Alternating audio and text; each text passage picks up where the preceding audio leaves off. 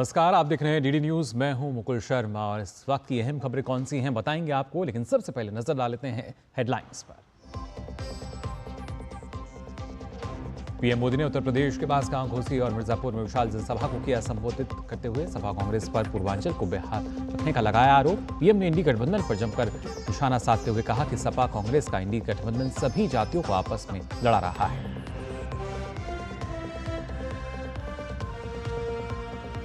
लोकसभा चुनाव के अंतिम चरण के लिए दिग्गजों ने प्रचार किया तेज। बिहार के काराकाट में अमित शाह ने, जेपी नड्डा ने जहानाबाद में भरी उनका, कांग्रेस नेता राहुल गांधी ने हिमाचल के नाहन में रैली को किया संबोधित। राजकोट के टीआरपी गेमिंग जोन में लगी भीषण आग में 27 लोगों की मौत। मामले में गुजरात हाईकोर्ट ने लिया स्वतः संज्ञान। नगर निगम से मांगा स्पष्टीकरण, पूछा किस नियम के तहत चल रहा था गेमिंग जोन।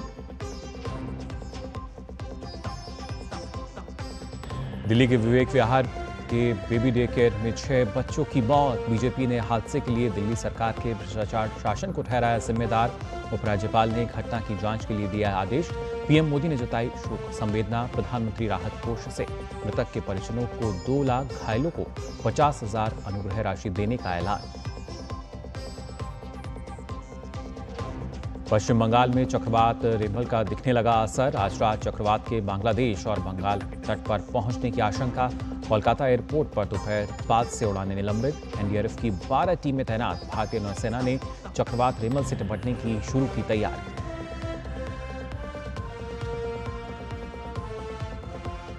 और 2 बार की ओलंपिक पदक विजेता पीवी सिंधु पेरिस ओलंपिक में पहले आई फॉर्म में।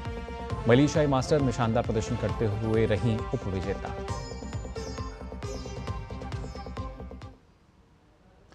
और आइए सबसे पहले आपको लिए चलते हैं उत्तर प्रदेश के देवरिया में, जहां प्रधानमंत्री नरेंद्र मोदी एक जनसभा को संबोधित कर रहे हैं। 370 लगाएंगे। ये बंटवारे के पीड़ितों को नागरिकता देने वाला सीएए कानून रद्द करेंगे। आप मुझे बताइए, ये किसका एजेंडा है? यही तो भारत विरोधी ताकतें भी चाहती है। फिर इंडी वाले भी यही क्यों चाहते हैं? साथियों, कांग्रेस ने हमेशा देश की सुरक्षा के साथ खिलवाड़ किया। अभी एक और चौंकाने वाला खुलासा हुआ है। आपको पता है ना, हमारे देश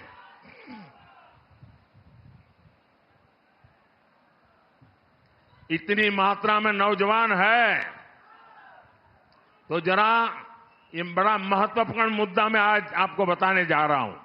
मीडिया वालों के लिए भी नया होगा। आपको पता है, हमारा देश ब्रह्मोस मिसाइल बनाता है, और वो दिन दूर नहीं जब यूपी में भी ब्रह्मोस मिसाइल बना करेगी। और ब्रह्मोस मिसाइल ऐसी है जिसका खौफ दूर दूर तक है।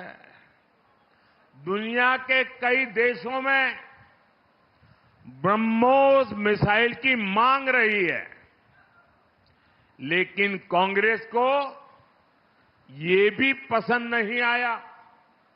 जो देश भारत से ब्रह्मोस खरीदना चाहते थे, दुनिया के कई देश, कांग्रेस सरकार ने उनके सामने भी रोड़े अटकाए। आप जानते हैं क्यों?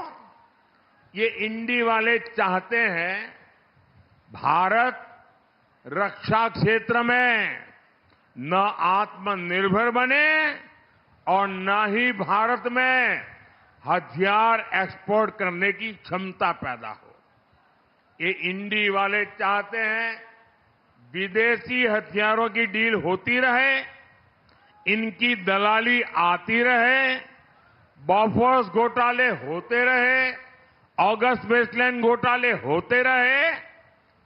बुकपात्रोची मामा को वो वाला खेल कांग्रेस जारी रखना चाहती थी। लेकिन भाइयों बहनों, आज हम रक्षा क्षेत्र में आत्मनिर्भर भारत की ओर मजबूती के साथ आगे बढ़ रहे हैं। हमारे यूपी में डिफेंस कॉरिडोर बन रहा है। देश का रक्षा निर्यात 21,000 करोड़ रुपए से ऊपर पहुंच गया है। अब आप बताइए, देश में डिफेंस कॉरिडोर बनाने वाली सरकार होनी चाहिए या दिवाली वाली,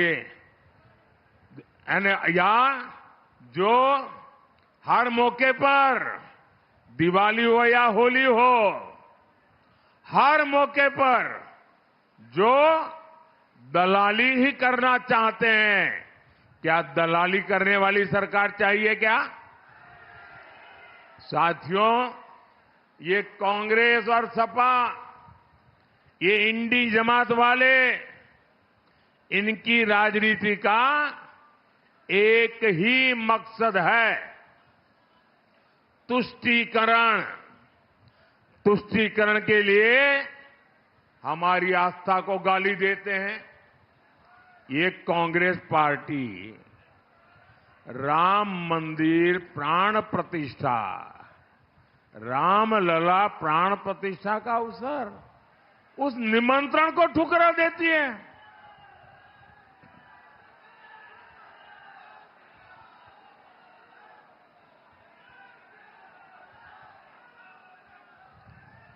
इंडी जमात वाले राम मंदिर को अपवित्र कहते हैं।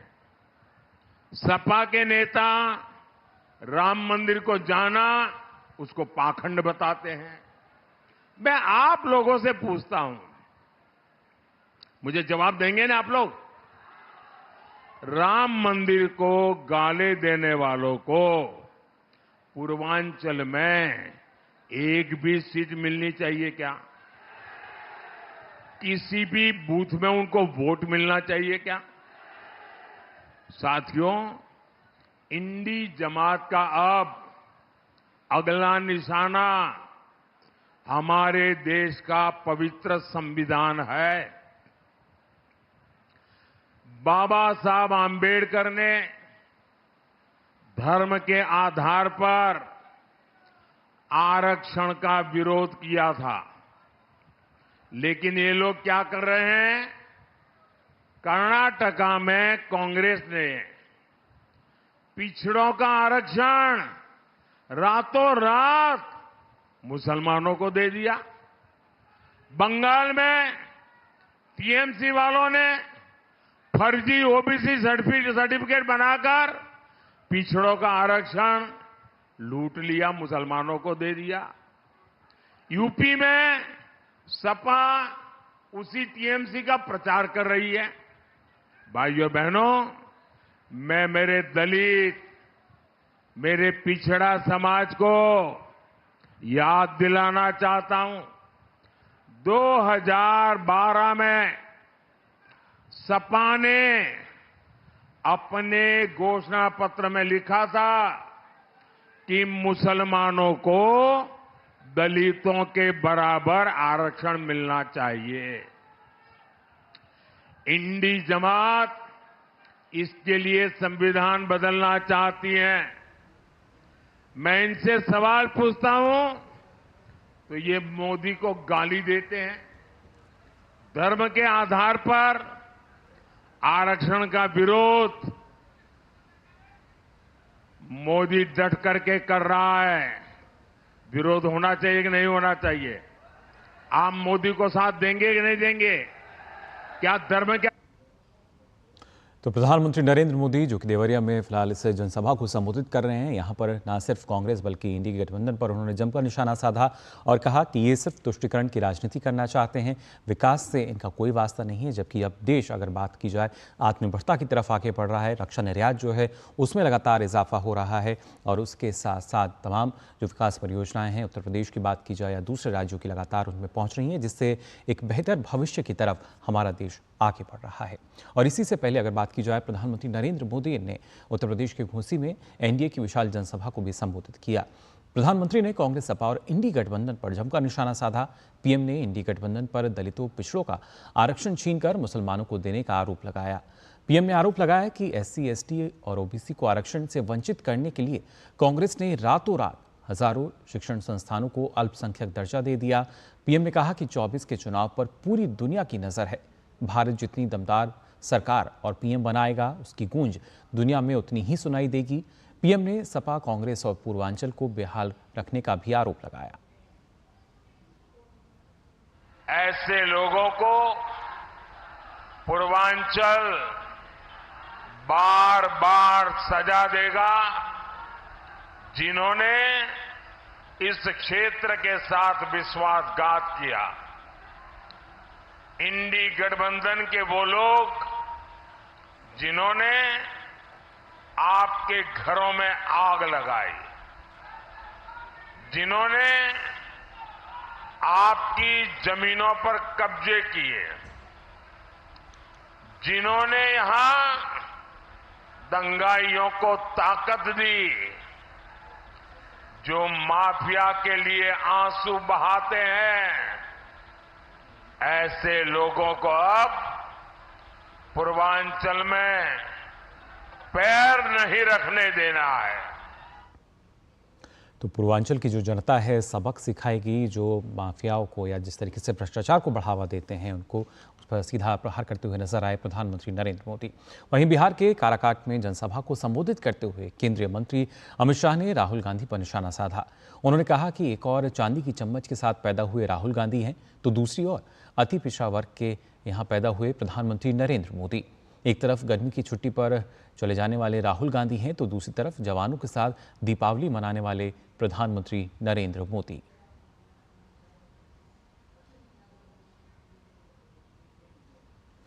साल 2005 से 2020 के बीच बिहार में 8 लाख लोगों को सरकारी नौकरी दी गई। ये बात बिहार के मुख्यमंत्री नीतीश कुमार ने पटना साहिब में एक जनसभा को संबोधित करते हुए कही। अपनी सरकार की उपलब्धियां गिनाते हुए उन्होंने ये भी कहा कि राज्य में अगले साल होने वाले विधानसभा चुनाव से पहले उनके कार्यकाल में 4 लाख रोजगार और सृजित किए जाएंगे।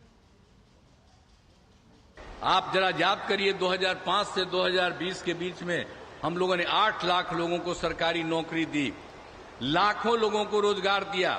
और हम लोगों ने 2020 में एक साथ से तय किया 10 लाख लोगों को रोजगार देंगे और 10 लाख लोगों को हम लोग 10 लाख लोगों को नौकरी देंगे, 10 लाख लोगों को रोजगार देंगे। और 4 लाख से ज्यादा रोजगार हो गया। 1 लाख अभी तुरंत होने वाला है, 3 लाख पर भी काम हो रहा है। और अगले साल जो विधानसभा का चुनाव होगा उसके पहले ही हम लोग ये सब 10 लाख का काम करेंगे। वहीं कांग्रेस नेता राहुल गांधी ने हिमाचल प्रदेश के नाहन में एक चुनावी जनसभा को संबोधित करते हुए मीडिया पर ही निशाना साधा। उन्होंने कहा कि जब हम किसानों और मजदूरों की बात करते हैं तो मीडिया वाले कहते हैं हम किसानों की आदत बिगाड़ रहे हैं। मीडिया में किसानों की नहीं, अंबानी के बेटे की शादी की बात होती है। जब हम मनरेगा देते हैं, भोजन का अधिकार देते हैं, किसानों का कर्जा माफ करते हैं, मीडिया वाले कहते हैं देखो किसानों की आदत बिगाड़ रहे हैं, मजदूरों की आदत बिगाड़ रहे हैं, गरीबों की आदत बिगाड़ रहे हैं। अमीरों का काम होता है, ये फैशन बन गया है। कभी मजदूर को देखा है? नहीं। अदानी जी की, अंबानी की शादी देखी आपने? देखी? 8 करोड़ रुपए की गाड़ी लिए घूम रहे हैं और मीडिया वाले वाह वाह वाह वाह वाह वाह वाह कर रहे हैं। पैसा किसका है? आपका है। कहां से आया? जीएसटी से आया। तो राहुल गांधी जो कि चुनाव प्रचार के लिए पहुंचे हैं, फिलहाल हिमाचल प्रदेश में रैली को संबोधित कर रहे थे, लेकिन वहां भी मीडिया पर निशाना साधते नजर आए। फिलहाल बुलेटिन में हम यहाँ रुक रहे हैं एक छोटे से ब्रेक के लिए। आप बने रहिए डीडी न्यूज पर। आतंकवाद, नक्सलवाद पर होता रहेगा कड़ा प्रहार, ये है मोदी की गारंटी। बात जब पीढ़ियों के लिए बनने वाले घर की हो तो जिम्मेदारी बड़ी हो जाती है। गैलेंट समझता है ये जिम्मेदारी। अब डबल एम रिब्स के साथ गैलेंट एडवांस TMT रीबार, निर्माण का रियल हीरो। तेरी होने वाली मदर इन लॉ कुछ ज्यादा ही ट्रेडिशनल है। ट्रेडिशनल लोग ज्यादा इमोशनल होते हैं। तो भाई साहब, अब कोई किसी की लाइफ में आग नहीं लगा पाएगा। समर कूल, जो हर दिल करे कबूल। ब्रेक के बाद आप सभी का एक बार फिर स्वागत डीडी न्यूज़ पर। खबरों में आगे बढ़ते हैं। विदेश मंत्री डॉक्टर एस जयशंकर ने वाराणसी के अपने दौरे के दौरान कहा कि हमने पूरे भारत में G20 को उत्सव की तरह धूमधाम से मनाया। मेरा मानना है कि आने वाले दिनों में वाराणसी में पर्यटन बढ़ेगा। हम काशी को विश्व स्तर पर प्रमोट करना चाहते हैं ताकि इसकी अंतर्राष्ट्रीय छवि बने। G20 जो है, करीब हम लोगों ने पूरे देश में 60 शहरों में G20 को मैं कहूँगा, क्योंकि हम कहते हैं उत्सव जैसा था तो हमने मनाया G20 को। आगे वाले दिनों में टूरिज़्म की वृद्धि ज़रूर होगी। हम ये भी प्रमोट करना चाहते हैं काशी को कि इसको एक इंटरनेशनल सिटी, अंतर्राष्ट्रीय, इसकी एक अंतर्राष्ट्रीय छवि बनाएं हम। वहीं राष्ट्रीय राजधानी दिल्ली की अगर बात की जाए तो यहाँ विवेक विहार स्थित एक बेबी डे केयर सेंटर में शनिवार देर रात भीषण आग में 6 नवजात बच्चों की मौत हो गई। घायल हुए 6 बच्चों का एक अन्य अस्पताल में इलाज चल रहा है। घटना के समय सेंटर में 12 नवजात भर्ती थे। दमकल विभाग के अनुसार कई घंटों की मशक्कत के बाद आग पर काबू पाया गया। हादसे के बाद से ही सेंटर संचालक और कर्मचारी फरार हैं। दिल्ली के विवेक विहार स्थित बेबी डे केयर सेंटर पर लगी आग पर दिल्ली के उपराज्यपाल ने घटना की जांच के आदेश दिए हैं। दिल्ली के उपराज्यपाल ने एक्स पर लिखा है कि उन्होंने दिल्ली में बच्चों के अस्पताल में आग लगने की जो दुखद घटना है, इसकी मुख्य सचिव से जांच कराने के आदेश दिए हैं। साथ ही उन्होंने दिल्ली के सीपी को सभी आवश्यक चीज़ें सुनिश्चित करने का भी निर्देश दिया। उपराज्यपाल ने शोक संतप्त परिवारों के प्रति संवेदना व्यक्त करते हुए कहा कि मैं सभी को राहत का आश्वासन देता हूं और सुनिश्चित करूंगा कि दोषियों को सजा दी जाए।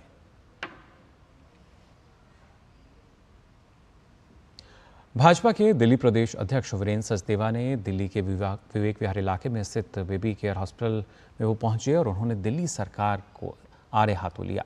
इस तरह की जो घटनाएं हैं उसके लिए दिल्ली सरकार के भ्रष्टाचार शासन को जिम्मेदार उन्होंने बताया और साथ ही घटनास्थल का जायजा लिया हमारे संवाददाता गिरीश निशाना ने।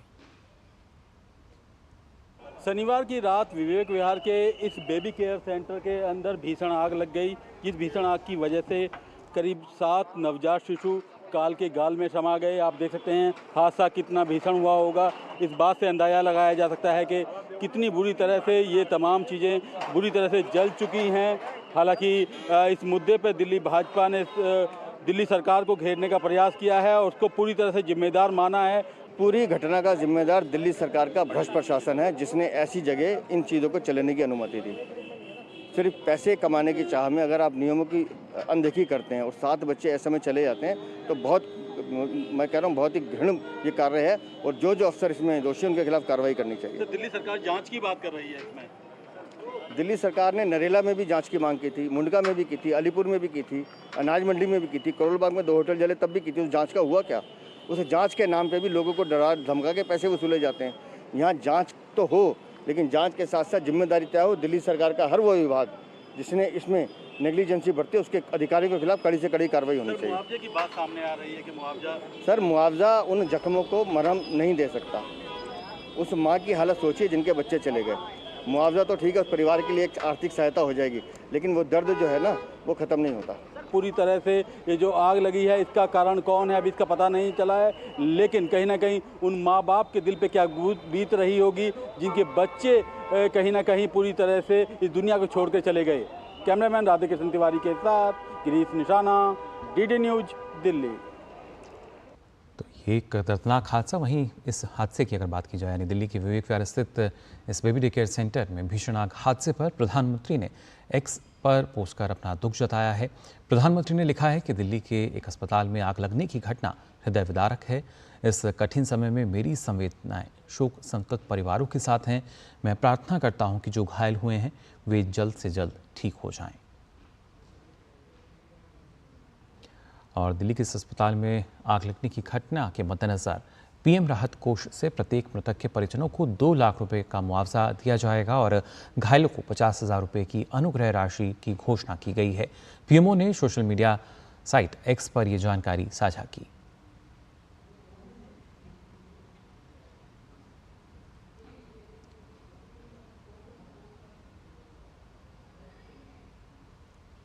तो घोषणा की गई है जो मृतक हैं उनके लिए भी और जो घायल हैं उनके लिए, और ये जानकारी पीएमओ के सोशल मीडिया हैंडल एक्स पर साझा की गई। वहीं दिल्ली के बेबी केयर सेंटर में हुए हादसे पर दिल्ली सरकार के स्वास्थ्य मंत्री सौरभ भारद्वाज ने सख्त रुख अपनाते हुए दोषियों के खिलाफ कड़ी कार्रवाई के आदेश दिए हैं। इस मामले में दिल्ली के चीफ सेक्रेटरी और हेल्थ सेक्रेटरी की तरफ से कोई जवाब नहीं मिलने पर स्वास्थ्य मंत्री सौरभ भारद्वाज ने अकेले ही घटनास्थल का दौरा किया, साथ ही लापरवाही बरतने वाले अधिकारियों पर एक्शन लेने के निर्देश दिए। मंत्री भारद्वाज ने हादसे में रेस्क्यू कराए गए बच्चों का निजी अस्पतालों में फरिश्ते योजना के तहत फ्री ट्रीटमेंट कराने और सभी मृतकों और घायलों के परिवारों को जल्द से जल्द मुआवजा देने के निर्देश दिए। वहीं मामले में बेबी केयर सेंटर अस्पताल के संचालक की गिरफ्तारी में भी तेजी लाने के निर्देश दिए गए हैं। गौरतलब है कि शनिवार देर रात भीषण आग में 6 नवजात बच्चों की मौत हो गई। घटना के समय सेंटर में 12 नवजात भर्ती थे। दमकल विभाग ने कई घंटों की मशक्कत के बाद यहां पर लगी आग पर किसी तरह काबू पाया। और वहीं बात अगर गुजरात की करें तो गुजरात उच्च न्यायालय ने राजकोट में एक गेमिंग जोन में आग लगने की घटना पर स्वतः संज्ञान लिया है। इस मामले पर कल गुजरात उच्च न्यायालय में सुनवाई होगी।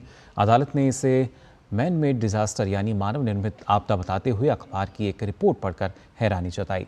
अदालत ने कहा कि रिपोर्ट इशारा कर रही है कि गेमिंग जोन ने म्युनिसिपल कॉरपोरेशन के नियमों में खामी का फायदा उठाया। हाईकोर्ट ने अहमदाबाद, वडोदरा, सूरत और राजकोट समेत निगम से स्पष्टीकरण मांगा है। कोर्ट ने पूछा है कि किस नियम के तहत गेमिंग जोन का संचालन हो रहा था। अदालत ने 1 दिन में जवाब देने को कहा है।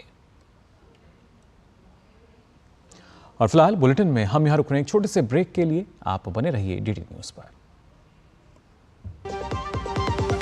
आतंकवाद, नक्सलवाद पर होता रहेगा कड़ा प्रहार, ये है मोदी की गारंटी। मैं कैप्टन होता ना, ओपन कराता। अब हर कोई ओपन करेगा तो मैच कौन क्लोज करेगा? तो भाई साहब, अब कोई किसी की लाइफ में आग नहीं लगा पाएगा। समर कूल, जो हर दिल करे कबूल। ब्रेक के बाद आप सभी का एक बार फिर स्वागत डीडी न्यूज़ पर। खबरों में आगे बढ़ते हैं, बात करते हैं चक्रवाती तूफान की। जी हां, चक्रवाती तूफान रेमाल को लेकर भारतीय मौसम विभाग ने रेड अलर्ट जारी किया है। मौसम विभाग के अनुसार तूफान 26 मई की रात को बांग्लादेश और पश्चिम बंगाल के समुद्र तटों पर दस्तक दे सकता है। चक्रवाती तूफान रेमाल के संभावित प्रभाव को देखते हुए कोलकाता के नेताजी सुभाष चंद्र बोस अंतर्राष्ट्रीय हवाई अड्डे से सभी फ्लाइट्स की उड़ानें रद्द कर दी गई हैं। चक्रवात रेमल की चेतावनी के बीच कोलकाता शहर में बारिश शुरू हो चुकी है। नेताजी सुभाष चंद्र बोस अंतर्राष्ट्रीय हवाई अड्डे के रनवे पर भारी जलभराव देखा जा रहा है। इस बीच दक्षिण पूर्व रेलवे ने चक्रवाती तूफान रेमल को लेकर इस आपदा की स्थिति को ध्यान में रखते हुए कई ट्रेनों को रद्द करने का फैसला किया है। कोलकाता के सियालदह स्टेशन पर उपनगरीय सेवा ट्रेनों को भी फिलहाल रद्द करने का फैसला लिया गया है। इसके साथ ही भारतीय नौसेना ने भी चक्रवात रेमल से निपटने की तैयारियां शुरू कर दी हैं। नौसेना ने मानवीय सहायता और आपदा राहत को शुरू करने की एसओपी का पालन करते हुए प्राइमरी कार्रवाई शुरू कर दी है। चक्रवात के आज मध्य रात्रि तक बांग्लादेश और पश्चिम बंगाल के तट से टकराने की आशंका है। भारतीय नौसेना ने तत्काल तैनाती के लिए HARR और चिकित्सा आपूर्ति से लैस 2 जहाज़ों को तैयार कर लिया है।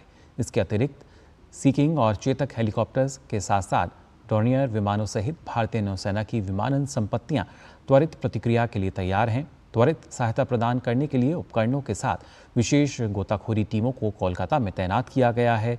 इसके अतिरिक्त आवश्यक उपकरणों के साथ गोताखोरी टीमें विशाखापट्टनम में स्टैंड बाय पर हैं।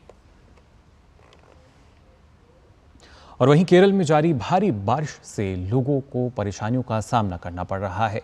भारतीय मौसम विज्ञान विभाग केरल में 29 मई तक भारी बारिश जारी रहने की भविष्यवाणी की है।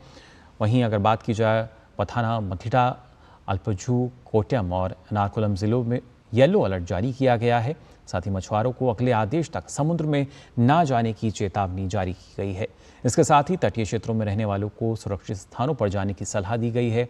केरल राज्य आपदा प्रबंधन प्राधिकरण यानी KSDNMA ने मछुआरों से अपनी नाव को संबंधित बंदरगाहों में सुरक्षित रखने के लिए कहा है।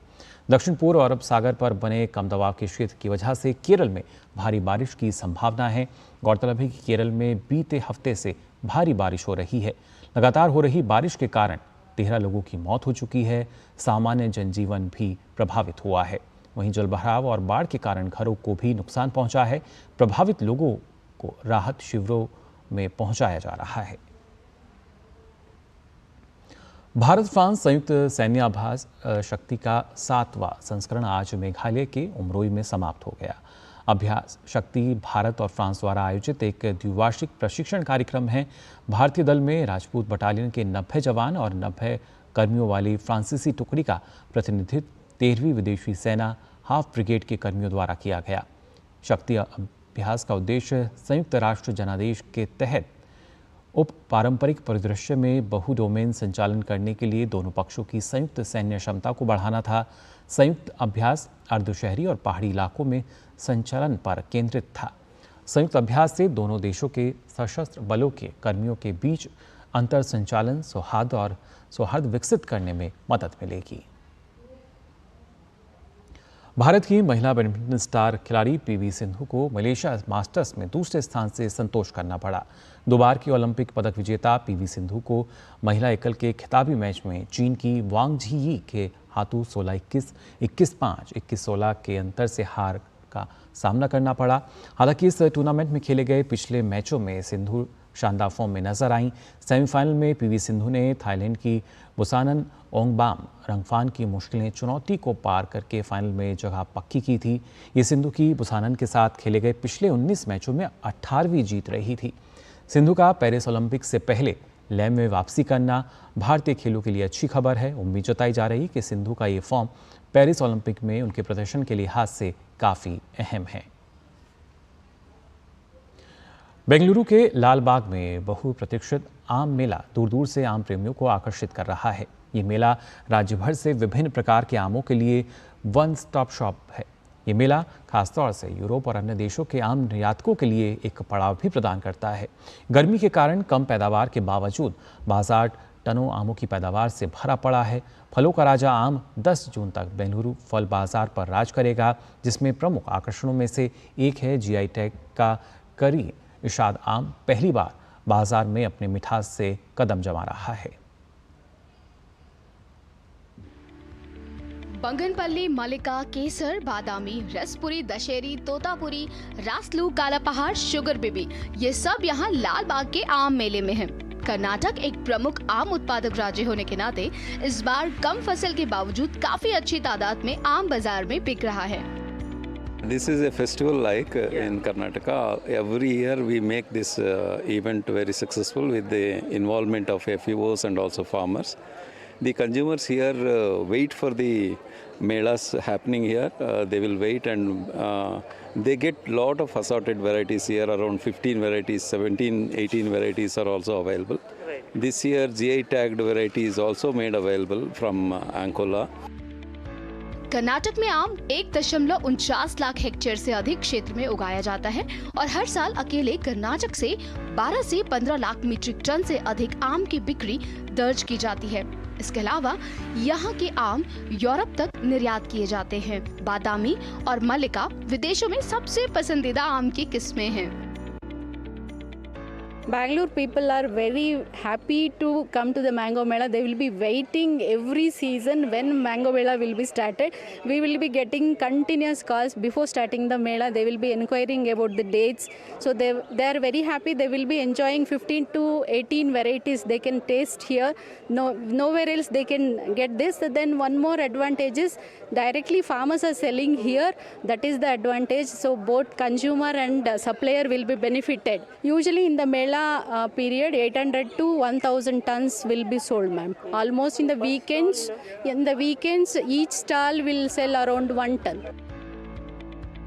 यहाँ लाल बाग में आम के 70 स्टॉलों के साथ ये मेला लगभग 15 दिनों तक चलेगा। बता दें कि आम की दरें मैंगो मार्केटिंग बोर्ड द्वारा उचित रूप से तय की जाती हैं।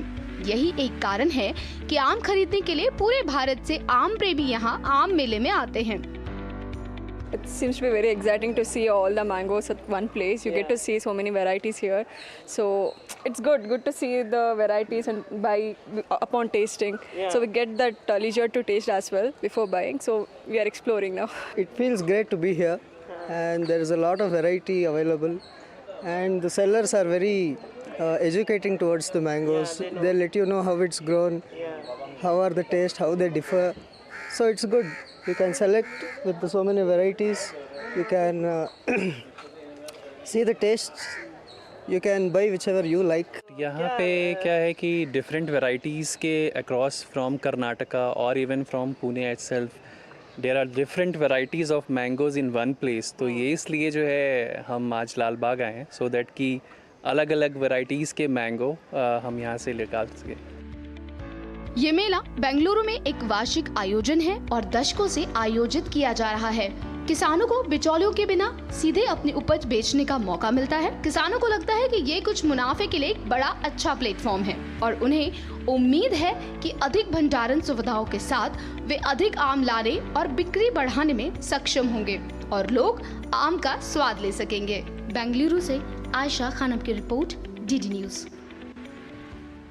तो जो भोक्ता हैं वो स्वाद भी ले रहे हैं और जो उत्पादक हैं उनको इसका फायदा भी मिल रहा है। फिलहाल के लिए इससे बुलेटिन में बस इतना ही, लेकिन देश और दुनिया की तमाम खबरों के लिए आप देखते रहिए डीडी न्यूज़। मुझे दीजिए अनुमति। नमस्कार।